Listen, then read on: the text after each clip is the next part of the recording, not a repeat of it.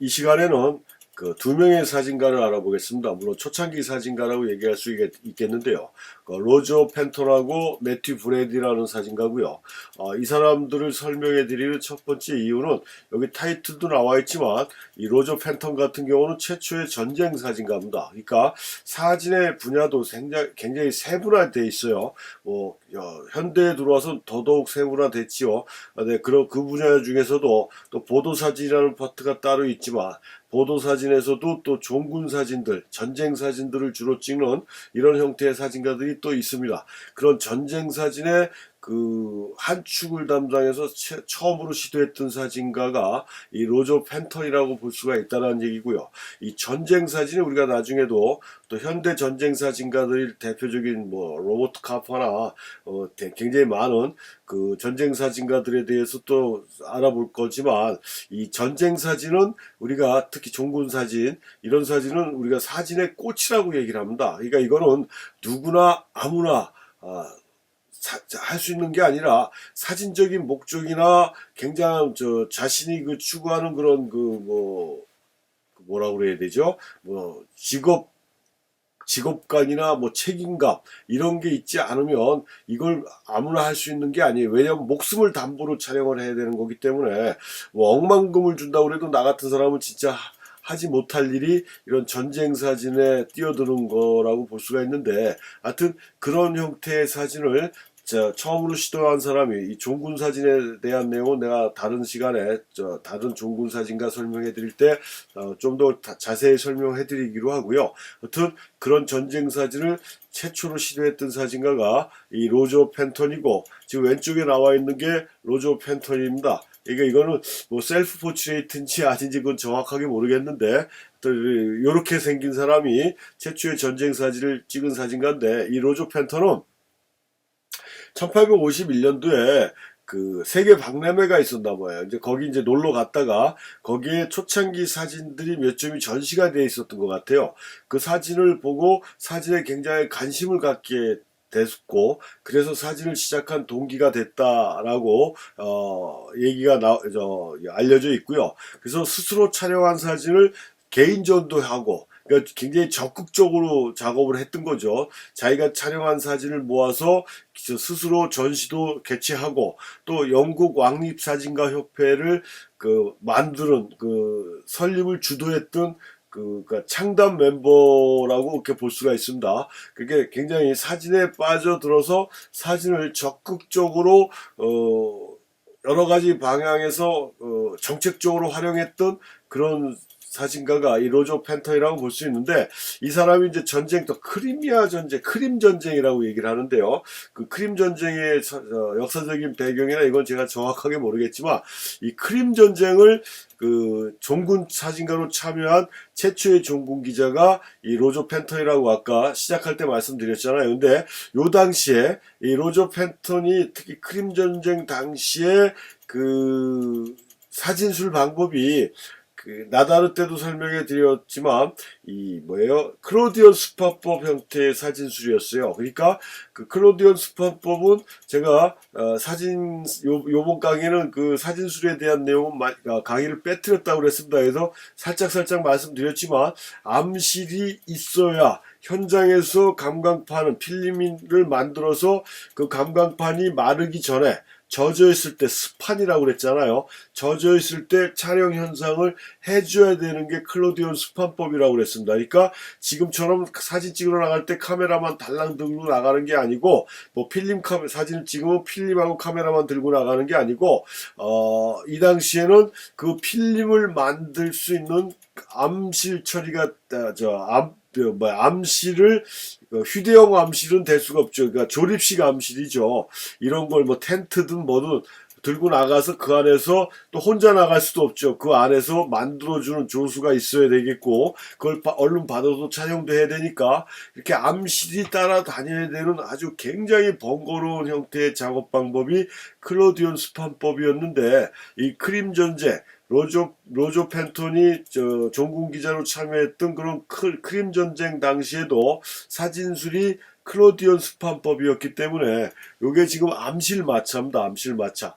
요 암실 마차를 끌고 여기 지금 뭐 포토그래피 밴이라고 이렇게 써여 있어요. 그 화면이 작게 보시는 분들은 잘 안 보이겠지만 이 마차 옆에 그 포토그래피 밴이라고 써져 있고 이런 암실 마차를 끌고 다니면서 촬영을 했다라는 얘기고요.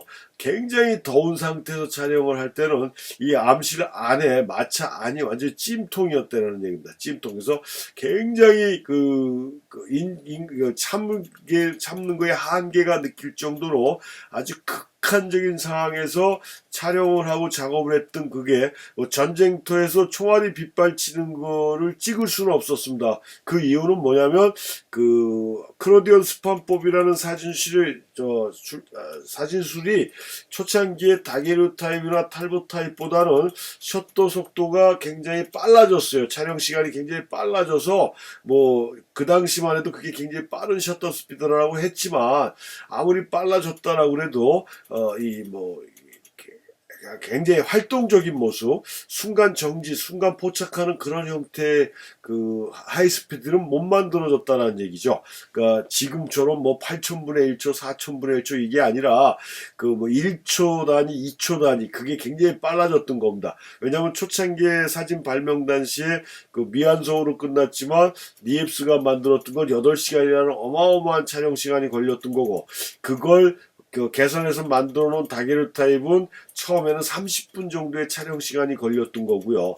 뭐 그게 이제 줄어들어서 10분, 5분, 1분대로 넘어갔지만 그리고 크로디언 스판법 때는 몇 초 단위로 내려왔더라도 그게 지금 봐서도 그게 빠른 셔터 스피드는 아니었기 때문에 이런 동적인 형태의 전쟁의 치열함이라든가 이런 건 뭐 만들어낼 수는 없었어요. 어떤 사진입니까? 이렇게 휴식 장면이라든가 뭐 이렇게 기념적인 장교들의 이런 포트레이트라든가 이런 형태, 그 다음에 뭐 이 폭탄이 떨어진 자죽이라든가 시체들이 이렇게 널브러져 있는 이런 정적인 모습들, 이런 모습들의 사진이지 이런 동적인 모습의 촬영은 불가능했다라는 소리입니다. 이 셔터 스피드가 빠르지가 않았기 때문에 그래도 그런 그 치열한 전투 장면을 직접적으로 찍을 수 있는 상황은 아니었더라도, 그러니까 죽음을 담보를 하지는 않았더라도 암실 자체의 작업 자체가 굉장히 열악했기 때문에 많이 힘들었다라는 얘기죠. 많이 그런 것들이 있어요. 근데 정확한 이유는 모르겠습니다. 정확한 이유는 모르겠지만 이 크리미아 전쟁을 마무리하지 않고 로저 펜터는 그냥 영국 사람인데 영국으로 귀국을 해버립니다. 영국을 귀국을 해버리고 다른 사람이 그 전쟁을 촬영을 마무리했다라고 그래요. 그래서 무슨 이유에서 그렇게 했는지 모르겠어요. 너무 힘들어서 그랬는지 뭐 어쩐지 모르겠지만 일단 시작은 했지만 마무리는 못했다. 그래서 영국에 돌아와가지고 영국 전체를 여행을 다니면서 영국의 그런 고궁들, 뭐 여기 나와 있는 대로 뭐 민스턴 궁, 왕궁 이전의 빅벤, 뭐 이런 여러 대상들, 건물 이렇게 지금 왼쪽에 나와 있는 것처럼 그 전통과 역사를 간직하고 있는 그런 건물들의 양식이라든가 이런 것들을 기록적인 형태의 작업들을 상당히 많이 개인적인 작업으로 찍었던 그런 사진가가 로저 펜턴이고, 아까도 얘기했지만 영국 왕립사진협회를 그 주도해서 만들어냈던 그런 사진가고요.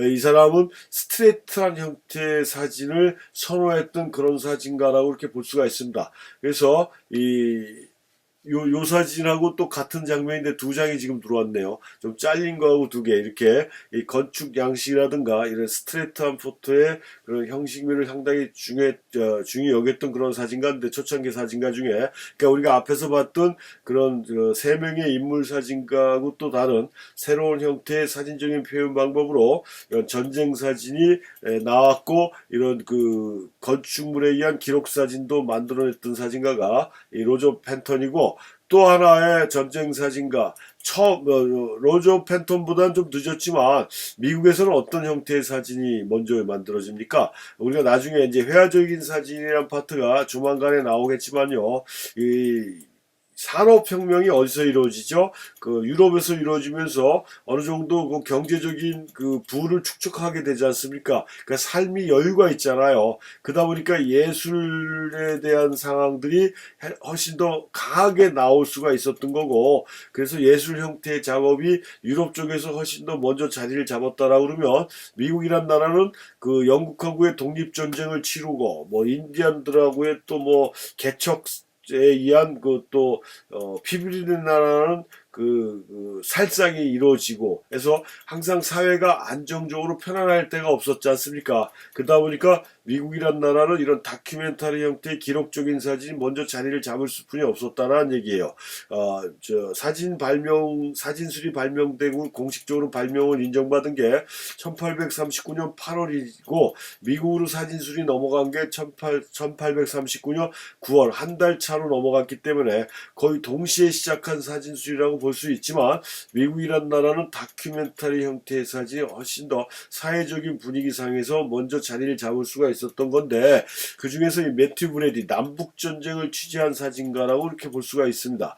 이 매튜 브래디도 이 지금 오른쪽에 나와 있는 이 사진이 매튜 브래디의 사진인데요. 이 초상사진관을 통해서 그러니까 스튜디오가 막 이렇게 체인점으로 굉장히 큰 도시에 몇 개를 갖고 있었던 것 같아요. 굉장히 많은 돈을 벌었다고 얘기를 합니다. 이 인물 사진을 찍어갖고요. 그만큼 뭐 나다르 때도 말씀드렸지만 이렇게 인물 사진에 대한 요구가 굉장히 많았다라는 거고 인물 사진을 찍는 스튜디오는 굉장히 성황리에 굉장히 많은 돈을 벌였던 거고 그 중에 한 사람이 또 매튜 브래디라고 볼 수가 있고요. 근데 이 사람도 영업적인 상황에서만 한 게 아니라 당시에 유명한 정치가나 이런 사람들을 찍은 그런 인물 포트레이트 사진집 같은 것도 만들었던 그런 사진가로 제가 알고 있어요. 그러니까 그 영업적인 거 이외에 상당히 많은 형태의 그 사진적인 작업을 했던 사람이라고 이렇게 볼 수 있는 게 이게 매튜 브래디인데 여기도 나와 있듯이 이 사람이 뭐예요? 우리가 많이 봤습니다. 링컨이죠, 링컨. 에브라함 링컨과의 인연이 있는데 일리노이주의 이름 없는 의원에 불과했던 링컨을 1860년 그 뉴욕의 쿠퍼 유니언에서 연설할 기회를 잡아요. 그 연설하기 전에 뉴욕에 도착한 링컨은 매튜 브래디가 운영하는 스튜디오에 가서 사진관에 들려서 사진 촬영을 합니다. 이게 링컨과의 인연이 시작된 거예요. 그러니까 그 링컨이 뉴욕에 와서 이름도 없는 일리노이주의 하원 의원인가 뭐 상원 의원인가 하여튼 의원이었는데 뉴욕 가서 연설할 기회가 있었고 그 연설할 기회를 잡아서 뉴욕에 도착해서 연설하기 전에 뭐를 찍는다? 매튜 브래디 사진관이 뉴욕에서 그만큼 유명했기 때문에 그 사진관에 들려서 초상 사진을 찍는다라는 얘기예요. 이 당시에 찍었던 이게 링컨의 사진인데 굉장히 다양한 포즈로 사진을 많이 찍습니다. 그 중에 한 장이 지금 보는 이 사진이라고 이렇게 볼 수가 있는데요.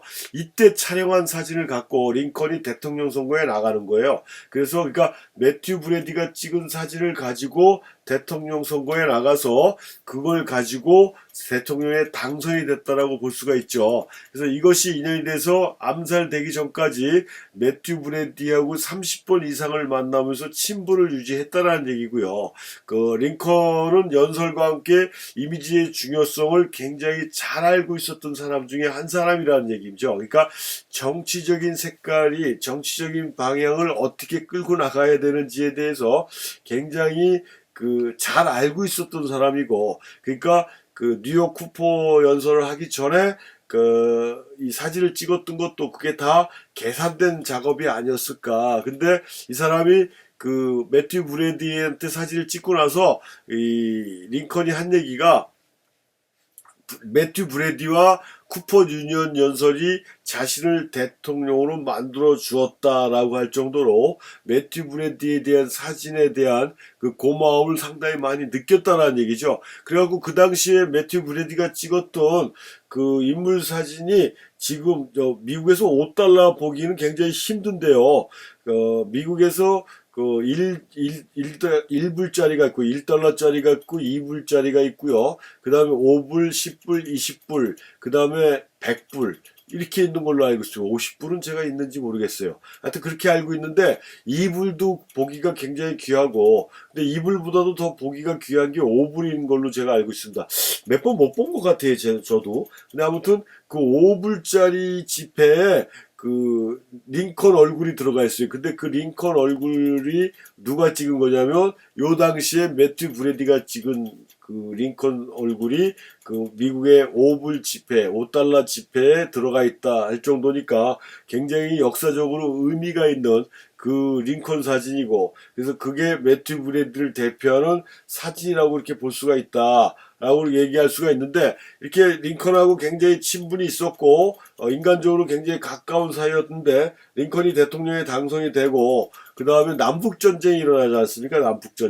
남북전쟁이 일어나니까 이 아까도 얘기했지만 매튜 브레디는 영업적인 수완도 굉장히 뛰어났지만 사진적인 거에 대한 그 목적의식이나 사진에 대한 그게 굉장히 강했던 사람으로 알고 있습니다. 그래서 전쟁이 일어났기 때문에 이걸 그냥 그 시대에 살고 있는 사진가로서 이걸 지나칠 수가 없다라고 생각을 해가지고 이 남북전쟁을 취재하는 그런 상황을 만들어내요. 그래서 아까도 얘기했지만 매튜 브레디는 전쟁이 일어나기 전에도 당시까지 유명했던 저명 인사들을 많이 촬영한 인물 사진가로, 그 다음에 상업적으로도 굉장히 성공한 스튜디오 사장으로도 잘 알려져 있었는데, 남북전쟁이 일어나니까 그동안 자기가 가지고 있는 모든 사진가를 다 정리를 하고 아니면 다른 사람한테 맡기고 해가지고 19명이라는 대대적인 사진팀, 촬영팀을 구성을 합니다. 촬영팀을 구성을 해서 전쟁이 한 군데서만 나오는 게 아니기 때문에 각 중요 전쟁터로 사람들을 보내서 사진을 찍죠. 이 사람도 마찬가지로 이게 지금 당시에 찍었던 건데, 이게 지금 포탄이라든가 이런 게 막 떨어져 있는 그 전쟁의 그 모습들이 남아있는 그런 형태를 찍은 거예요. 그런 모습을, 굉장히 포탄이나 이런 게 파편들이 많이 떨어지는 그런 현장이거든요. 그래서 이 촬영팀들이, 그러니까 이것도 마찬가지, 나다르도 그랬다고 그랬지만 이 매튜 브레디가 남북전쟁을 촬영한 사진가로 우리가 지금 현재 알고 있지만, 실질적으로 매튜 브레디가 찍은 사진이 그렇게 많지는 않아요. 그 촬영팀의 사진가들이 찍은 건데, 그 사람들 중에 대표적인 사람들, 지금까지도 굉장히 유명한 세를 타고 있는 사람들이 알렉산더 가드너나 오설리반, 조지 바너드 같은 사람들이 그 19명의 촬영팀 중에, 이때도 마찬가지로요, 클로디온 스판법 시절의 사진이었어요. 그래서 암실마차가 굉장히 많은, 한두 대 갖고는 될 수가 없죠. 적의 포탄을 맞아버리면 그 사진 촬영을 할 수가 없기 때문에 수십 대의 암실마차가 같이 다녔던 거고, 그러다 보니까 경제적으로 투자를 굉장히 많이 할 수뿐이 없었던 그런 상황이겠죠. 그래서 이 알렉산더 가드너, 올솔리만, 조지 바너드가 찍은 사진이 대체적으로 제일 많은데, 그 중에서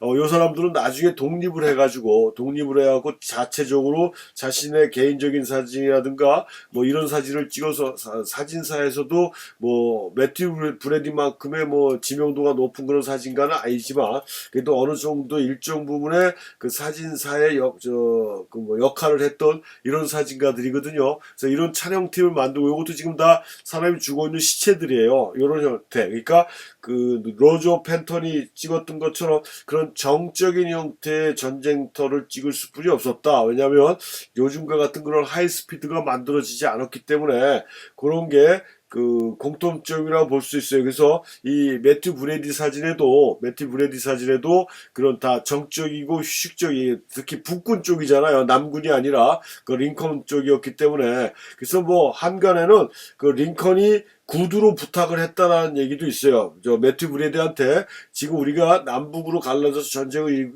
하고 있는데 이건 굉장히 역사적으로 중요한 가치가 있는 상황이다. 그러니까 네가 사진가로서 한번 찍어달라라는 주문을 해서 매튜 브레디가 찍었다라는 얘기도 있고, 매튜 브레디가 스스로 참가했다라는 그런 얘기도 있어요. 근데 어느 것든 상관이 없죠. 근데 구두로 링컨이, 이게 만약에 우리가 북군을 승리하고 사회가 안정이 되면 네가 촬영한 만큼의 보답을 해주겠다라는 구두로 약속을 받았다는 얘기도 있습니다. 근데 아무튼 자기 전 재산을 투자해가지고 그 전쟁을 취재했던 거예요. 그 사진가로서의 그 사명감을 가지고 취재를 해서 그가 기록한 남북전쟁 사진은 미국에서도 가장 귀중한 자료로, 당연히 귀중할 수뿐이 없죠. 매튜 브래디가 찍지 않았다라고 그러면 역사적인 그런 현장이 남아있을 수가 없었다는 얘기죠. 그래서 이전에도 아까도 말씀드렸듯이 명사 사진집을 만들어냈다라고 그랬지 않습니까? 그러니까 상업적으로도 굉장히 이 감각이 있었던 사람이면서도 사진가로서의 역할이나 사진가로서의 목적도 굉장히 확실했던 그런 사람이 이 초창기 사진가 매튜 브래디다라고 볼 수가 있고, 남북전쟁 취재로 그는 전 재산을 다 잊어버립니다. 그러니까 전 재산을 다 탕진한 거예요. 그러니까 수십 대 암실 마차도 필요했고 19명의 촬영팀에 대해서 그 사람들이 무엇으로 일한 건 아니지 않습니까? 이래서 다 탕진했는데 결국은 뭐 실질적으로 링컨이 구두로 약속을 했다라고 쳐도 링컨이 남북전쟁이 끝나고 나서 어떻게 됩니까? 암살 저격당하잖아요. 암살당해서 죽지 않습니까?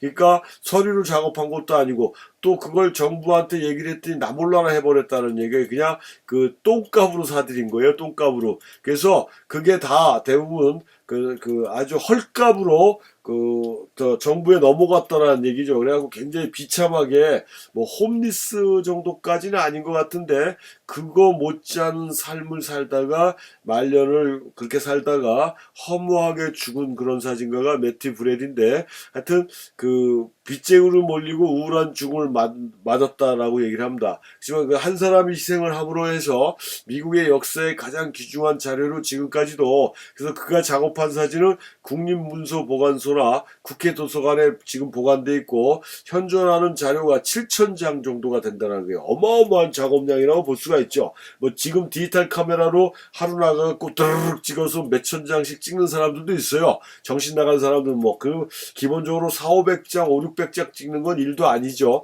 그런데 필름 사진에서도 그렇게 찍을 수가 없습니다. 필름 사진도 24장 필름을 한 카트로 집어넣고 가도 하루 종일 돌아다녀도 한두 장 찍을까 말까 할 정도로 그렇게 신중성 있게 작업을 해주는 게 사진인데, 디지털 카메라 와갖고 너무 가벼워졌다라는 그런 느낌도 들어요. 근데 이 당시에는 카트 필름이거든요. 한 장 한 장 따로따로 찍는 필름인데 그 한 장 한 장 따로따로 찍는 커트 필름 자체, 우리가 시트 필름이라고도 하고 커트 필름이라고도 하는데, 그런 필름으로 7,000장이라는 게 지금까지 남아있다라는 건 그만큼 매튜 브래디가 쏟았던 열정이라든가 또 그만한 경제적인 사항이 들어갔다라는 거 우리가 단적으로 볼 수 있다라는 얘기입니다. 근데 그게 뭐 후손들한테 그게 보상이 됐는지 안 됐는지는 제가 거기까지는 제대로 알 수가 없지만, 하여튼 당사자인 매튜 브래디는 너무 허망할 정도로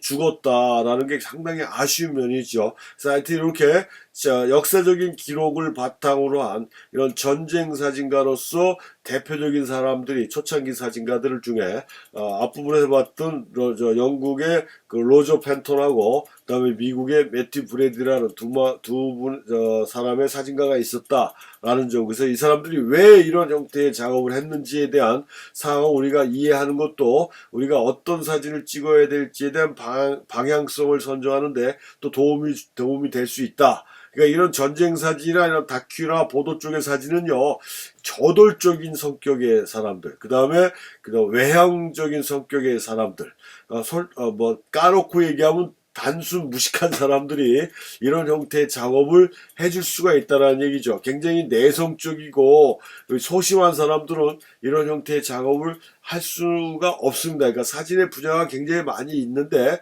자기 성격하고 부합되는 분야 쪽으로 사진도 해야 훨씬 더 발전 가능성이 높다 라는 점이라는 얘기죠. 그래서 하여튼 뭐 전쟁 사진가 부분은 아까도 말씀드렸듯이 또 중반 부분에 또 나오니까 현대 전쟁 사진가를 설명하면서 전쟁 사진에 대한 특징을 다시 설명해 드리기로 하고, 오늘 이 시간은 이렇게 간단하게 초창기의 전쟁 사진을 시작한 사진가들에 대한 내용을 알아봤습니다.